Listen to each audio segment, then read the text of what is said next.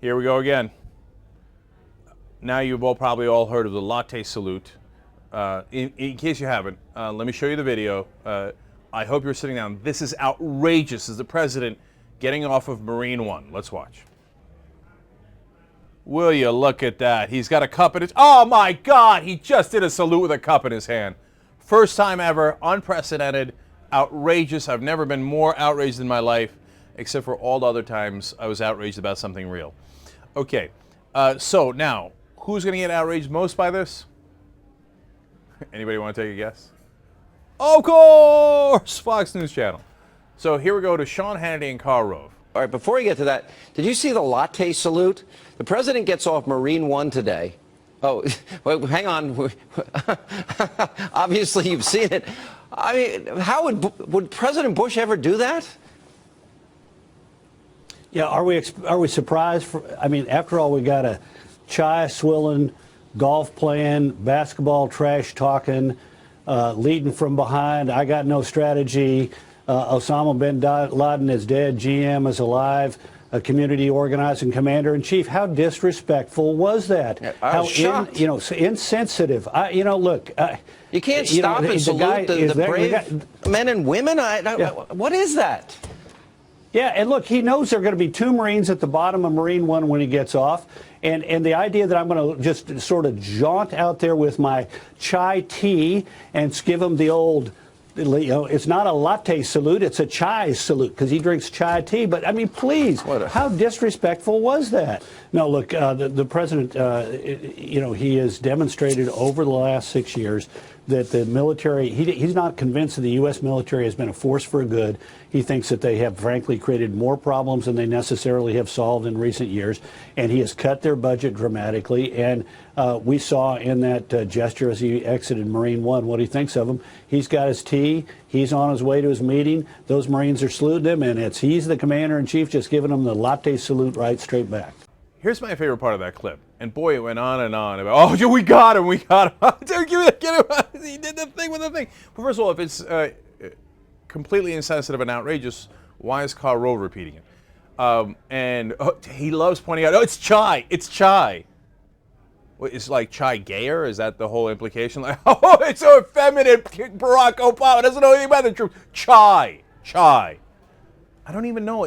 I don't know what is latte worse, chai worse.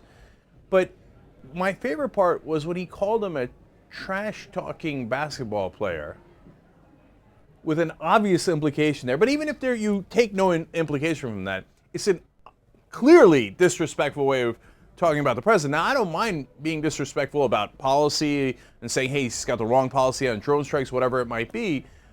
Or if you're generally disrespectful, okay, I can live with it. I mean, I have been of President Obama and President Bush, but you're doing a segment about how the president was disrespectful. And you say, so insensitive.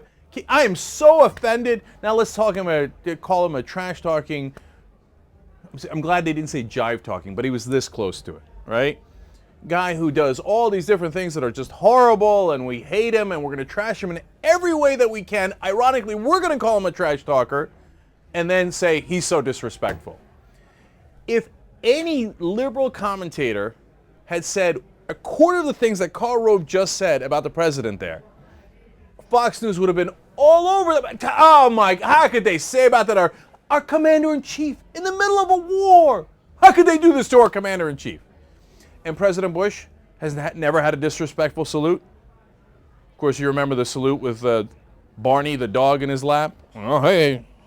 Okay, these Fox News guys, man, they're the worst of the worst because they never find real substantive policy to disagree with. All they do is shout slogans like Benghazi and Fast and Furious and all these different catchwords that they've created, and then they criticize the way he drinks his chai or does his salute or plays golf or plays basketball. They're much ado about absolutely nothing, and they're unbearable. You know what the ironic part of it is, and why I wanted to cover this story, is because in a crazy way, they actually let the president off the hook. Instead of talking about whether he should have gotten congressional authorization to start a second war in the Middle East, He said he was going to get us out of Iraq. Now we have a new war in Iraq, and that's exactly what it is. It's a war. We've done hundreds of bombings. Yes, we do have boots on the ground. We have over 1,600 soldiers on the ground. Now everybody on TV is talking about how he's going to have to put more boots on the ground. And he never even got congressional authorization. Instead of talking about that substance, they divert people's attention because you know why? Because they love the new war. They can't get enough of the new war, so they don't want to criticize the president for legitimate things that he's done wrong. So what do they turn to? The latte salute. I mean, that is the essence of Fox News.